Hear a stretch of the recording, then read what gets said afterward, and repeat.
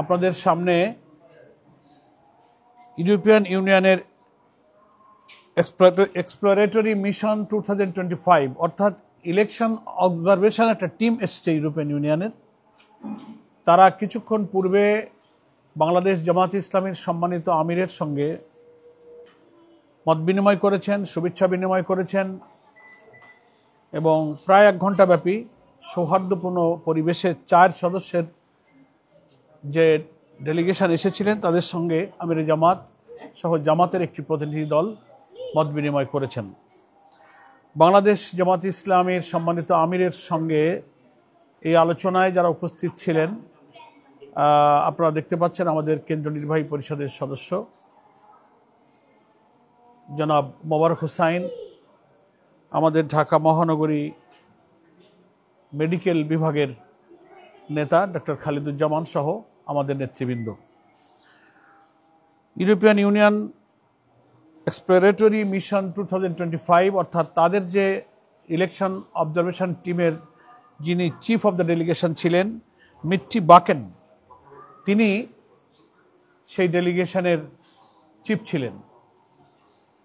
তো আলোচনায় মূলত ওনারা এটা আমির জামাতের কাছে বলতে চেয়েছেন যে আসন্ন জাতীয় সংসদ নির্বাচনকে ইউরোপিয়ান ইউনিয়নের যে টিমের পক্ষ থেকে সারা দেশে অবজার্ভ করা হবে, পর্যবেক্ষণ করা হবে, সেই ব্যাপারে রাজনৈতিক দল এবং স্টেক হোল্ডারদের সাথে তারা মত বিনিময় করার জন্য এসেছেন এবং 7 সদস্যের একটা ডেলিগেশন তারা বাংলাদেশে এসেছেন। বিভিন্ন রাজনৈতিক দল এবং স্টেক হোল্ডারের সঙ্গে ওনারা মত বিনিময় করছেন। প্রথমেই আমির জামাত যে অসুস্থতার পর অপারেশনের পরে সুস্থ হয়ে তিনি এই সাক্ষাতে এসেছেন, সেই শারীরিক খোঁজখবর তিনি নিয়েছেন এবং আমির জামাতকে দেখে ওনারা অত্যন্ত সন্তুষ্ট এবং সন্তোষ প্রকাশ করেছেন যে তিনি এখন ভালো আছেন এবং তিনি কাজের জন্য ফিট হয়েছেন শারীরিকভাবে। এ ব্যাপারে আমির জামাতকে তারা ধন্যবাদ জানিয়েছেন। 2008 সাল থেকে ইউরোপিয়ান ইউনিয়নের পক্ষ থেকে এদেশের ইলেকশনগুলো বিশেষভাবে মনিটর করা হচ্ছে, সেই ইতিহাস ওনারা তুলে ধরেছেন এবং বাংলাদেশের পক্ষ থেকে ইউরোপিয়ান ইউনিয়নের এই ইলেকশন অবজারভেশন টিমকে দাওয়াত দেওয়া হয়েছে এবং ওনারা বাংলাদেশের 64টি জেলায় আগামী নির্বাচনে পর্যবেক্ষণ করতে চান। আমির জামাত প্রশ্ন করেছেন আপনারা কি সারা দেশে কিভাবে অবজার্ভ করবেন।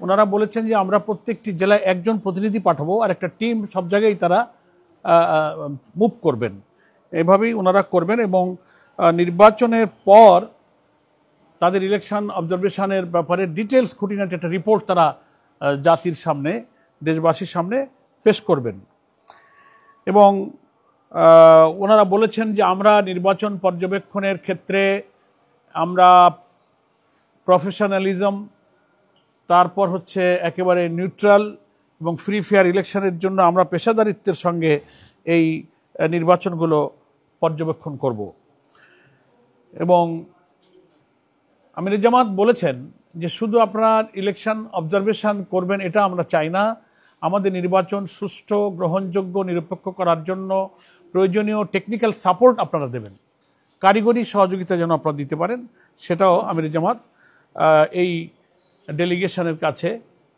তারা অনুরোধ জানিয়েছেন। প্রসঙ্গক্রমে বাংলাদেশে গণতন্ত্রের চর্চার প্রসঙ্গ আলোচনা এসেছে। আমির জামাত অত্যন্ত স্বস্তির সাথে বলেছেন যে আমরা এদেশের গণতান্ত্রিক পদ্ধতি, নিয়মতান্ত্রিক পদ্ধতিতে বিশ্বাসী এবং জামাত ইসলামী নির্বাচনমুখী দল। আমাদের দলের মধ্যে গণতন্ত্রের চর্চা আছে, নির্দিষ্ট মেয়াদে আমাদের দলের আমির নির্বাচন হয়, প্রত্যেকটি টায়ারে নির্বাচন হয়।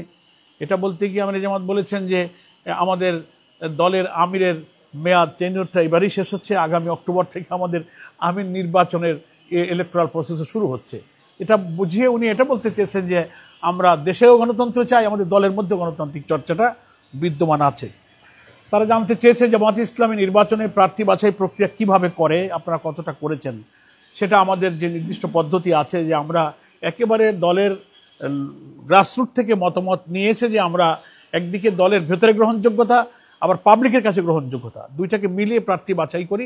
এই প্রার্থী সিলেকশনের সিস্টেম সম্পর্কে আমির জামাত তাদেরকে অবহিত করেছেন। প্রবাসীদের ভোট সম্পর্কে ভোটাধিকার প্রয়োগের পদ্ধতি সম্পর্কে ওনারা জানতে চেয়েছেন। বাংলাদেশ জামাত ইসলামীর সম্মানিত আমির বলেছেন যে বাংলাদেশ জামাত ইসলামী সর্বপ্রথম আমাদের প্রবাসী 1 কোটির বেশি ভোটারের ভোটাধিকারের প্রশ্ন তুলেছে এবং আমরা অ্যাকর্ডিংলি ইলেকশন কমিশনে লিখিত দাবি করেছি এবং শেষ পর্যন্ত নির্বাচন কমিশন এবং সরকার এই প্রস্তাব অ্যাকসেপ্ট করেছেন এবং প্রবাসীরা যেন ভোট দিতে পারে সেই প্রক্রিয়া অলরেডি ইলেকশন কমিশন শুরু করেছেন। ওনারা জানতে চেয়েছেন জামাত ইসলামী ইলেকশনের ব্যাপারে আগামী দিনে রাষ্ট্রের দায়িত্ব হাতে পেলে তাদের মূল এজেন্ডাটা কি হবে। আমির জামাত 3টা কথা বলেছেন। আমরা এদেশের শিক্ষা ব্যবস্থাকে নৈতিকতা, মোরালিটি, উৎপাদনমুখী, টেকনিক্যাল, কারিগরি, দক্ষতা, বৈষয়িক, মানবিক সব দিক থেকে একটা নাগরিক যোগ্য হতে পারে এমন শিক্ষা ব্যবস্থা আমরা প্রোভাইড করব। আমরা করাপশন ফ্রি সোসাইটি, সমাজের সর্বস্তরে দুর্নীতি চেপে বসেছে, আমাদের হাতে রাষ্ট্রের দায়িত্ব আসলে আমরা দুর্নীতিমুক্ত একটা সমাজ গড়ব। আর আমির জামাত বলেছেন যে সোশ্যাল জাস্টিস, সামাজিক ন্যায় বিচারের দারুণ সংকট আমাদের এই সমাজে। এই প্রসঙ্গে তুলতে গিয়ে বিগত 15 বছরের ফ্যাসিস্ট রিজিমের প্রসঙ্গ তিনি এনেছেন, কিভাবে মানুষ ডিপ্রাইভড হয়েছে, অধিকার বঞ্চিত হয়েছে, তারা নির্যাতিত হয়েছে, ভিন্ন মতের উপরে জুলুম হয়েছে, জামাত ইসলামীর অফিস বন্ধ করা হয়েছে, নেতাদের গ্রেফতার করা হয়েছে এবং আমির জামাত সহ আমরা অনেকে কারাগারে ছিলাম। ওনারা স্মরণ করেছেন যে 23 সালে ইলেকশন অবজারভেশনের জন্য ওনারা এসেছিলেন, তখন আমির জামাত বলেছেন তখন তো আমরা কারাগারেই ছিলাম, আমাদের পক্ষে আমি নিজে সহ আমির জামাত আমরা কারাগারে ছিলাম, সেটা আমির জামাত বলেছেন এবং আমাদের পক্ষে আমাদের ডেপুটি আমির ডক্টর তাহের এই ডেলিগেশনের সঙ্গে দেখা করেছিলেন, সেই স্মৃতিটাও তিনি স্মরণ করেছেন। ফলে এই সব আলাপ আলোচনা আমাদের মধ্যে হয়েছে এবং আগামী ফেব্রুয়ারিতে ইলেকশন হওয়ার ব্যাপারে আমাদের চিন্তা ইচ্ছা জানতে চেয়েছেন। আমির জামাত অত্যন্ত দৃঢ়তার সাথে বলেছেন আমরা ফেব্রুয়ারিতে ইলেকশনে যেতে চাই, প্রোভাইডেড আমাদের যে রিফর্ম প্রপোজালগুলো জুলাই সনদের আইনি ভিত্তির মধ্য দিয়ে এই নির্বাচনটাই এর ভিত্তিতে হইতে হবে, তাহলে নির্বাচন ফেয়ার, ফ্রি এবং ক্রেডিবল হবে, এটা আমির জামাত বলেছেন। এরপরে বলা হয়েছে যে আমাদের ব্যাপারে সারা দুনিয়াতে এবং দেশের ভেতরে বাইরে কিছু মিস ইনফরমেশন, ডিসইনফরমেশন হচ্ছে, সেসব বিষয়ে আমির জামাত তুলে ধরেছেন, ওনারাও এটা স্বীকার করেছেন। নেক্সট আমাদের সর্বশেষ আমির জামাত যেটা ওনাদেরকে শুভেচ্ছা জানিয়েছেন যে আপনারা এখানে এসেছেন, আমরা আমাদের মতামত দিতে পারলাম, আমরা খুশি হব যে এই নির্বাচন নিরপেক্ষ করার ব্যাপারে যদি আপনারা সম্পূর্ণ পেশাদারিত্ব এবং নিরপেক্ষতা অবলম্বন করেন এবং এই নির্বাচনকে সুন্দর করার জন্য কারিগরি সহযোগিতা করেন।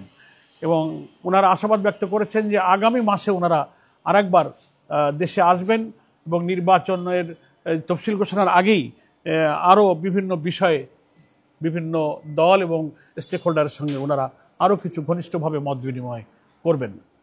তো খুব সংক্ষেপে প্রায় 1 ঘন্টার মত বিনিময় তো খুব শর্টে আপনাদের সামনে আমি পেশ করেছি।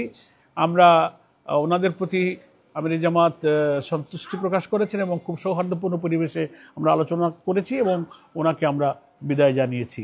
আপনাদের সকলকে ধন্যবাদ। আসসালামু আলাইকুম রহমতুল্লাহ বারাকাতুহু। না, পিয়ার পদ্ধতির বিষয়ে ওনারা কোনো প্রশ্ন করেননি আর আমির জামাত এই প্রশ্ন তোলেননি। বিএনপির সঙ্গে কোনো আলোচনার প্রশ্ন ওনারাও তোলেননি, আমরাও এখানে আলোচনায় উত্থাপন করিনি। সকলকে ধন্যবাদ। হ্যাঁ, সেটা আমাদের স্পেনের রাষ্ট্রদূত এসেছিলেন, তাদের সঙ্গেও আমাদের যা এগুলো বললাম এই জাতীয় আলোচনায় ওখানে ওনাদের সঙ্গে স্থান পেয়েছে। সকলকে ধন্যবাদ। আসসালামু আলাইকুম।